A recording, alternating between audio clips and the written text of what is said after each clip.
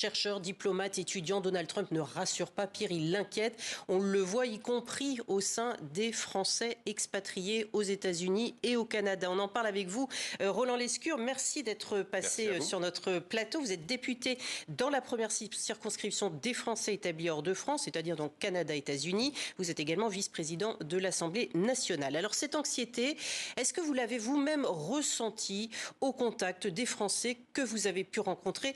J'aimerais avoir votre sentiment, ce que vous ressentez avant de parler de l'enquête que vous avez lancée. Oui, parce que l'enquête, finalement, visait à mettre des chiffres sur des impressions réelles que m'ont communiquées les Françaises et les Français d'Amérique du Nord, que je vois beaucoup depuis le 5 novembre.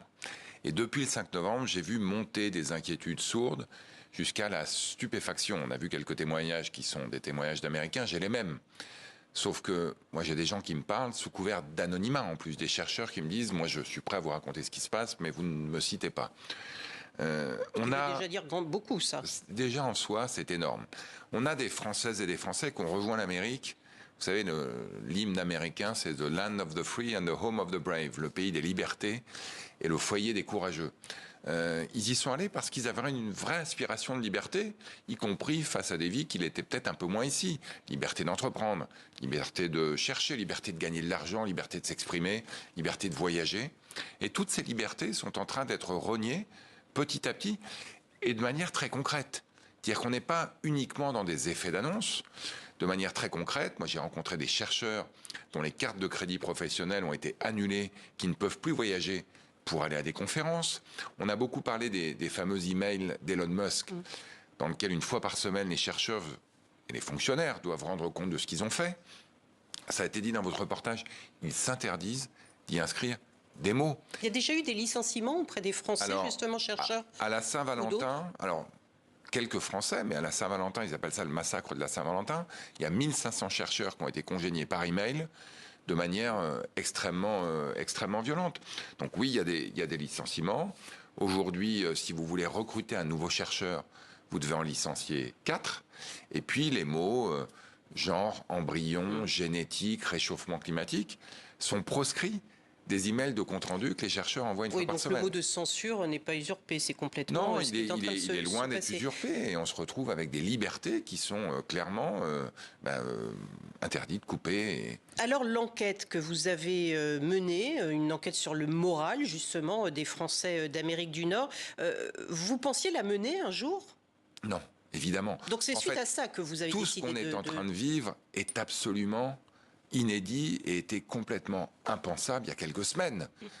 Donald Trump est investi depuis 65 jours, donc c'est hier.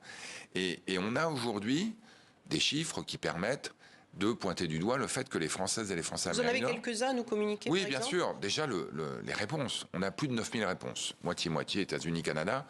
Avoir 9000 réponses... Sur combien d'expatriés français? On a à peu près 200 000 inscrits au registre.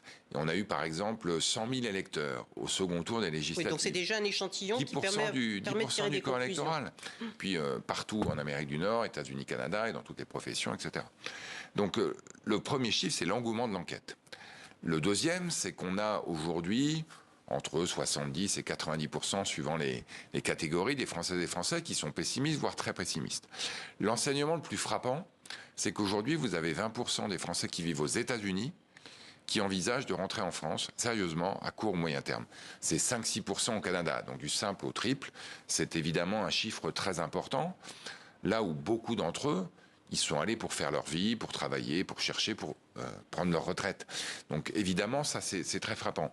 Ils ont des inquiétudes, je dirais presque plus politique qu'économique. Évidemment, l'économie les inquiète, leur job, l'impact sur le coût de la vie. Idéologique également. Mais une inquiétude sur la remise en cause des valeurs démocratiques, une inquiétude sur des ségrégations, y compris à leur encontre européen, une inquiétude sur est-ce que j'ai vraiment intérêt à ce que mes enfants fassent leurs études ici? Il y a 20% des sondés qui disent moi j'envisage que mes enfants aient plutôt faire leurs études ailleurs. Tout ce qui fait que les Françaises et les Français y vont en général pour y rester, pour s'installer, pour une expérience qui peut durer 3 ans, 10 ans ou toute la vie, et qui est aujourd'hui remise en cause. Il y a aujourd'hui des Américains, ça reste anecdotique, mais les consuls généraux me confirment que ça commence à se multiplier, qui demandent la nationalité française, qui ont une manière de l'avoir du fait de leurs antécédents familiaux, qui demandent la nationalité française au cas où. Est-ce que ce ressenti est aussi sévère au Canada? Oui, alors il est de nature différente. Il y a des inquiétudes économiques là qui l'emportent. Le coût de la vie, l'impact des tarifs, y compris sur leur emploi, l'impact sur la mobilité entre le Canada et les États-Unis. Il faut trouver quand même des raisons d'espérer. Les Français d'Amérique du Nord souhaitent que la relation transatlantique reste forte, souhaitent la préserver. Et les Canadiens, à une très large majorité, souhaitent que la relation entre le Canada et l'Union européenne, elle soit renforcée. Donc ils se tournent vers nous. Là où évidemment... Et donc l'Europe a une carte à jouer là. Énorme, énorme, et elle le joue, on l'a vu sur vos images tout à l'heure, avec le président de la République qui reçoit des leaders du monde entier, mais beaucoup d'Européens, pour soutenir l'Ukraine, mais aussi pour réagir aux attaques économiques dont on fait l'objet de la part de l'administration de Donald Trump.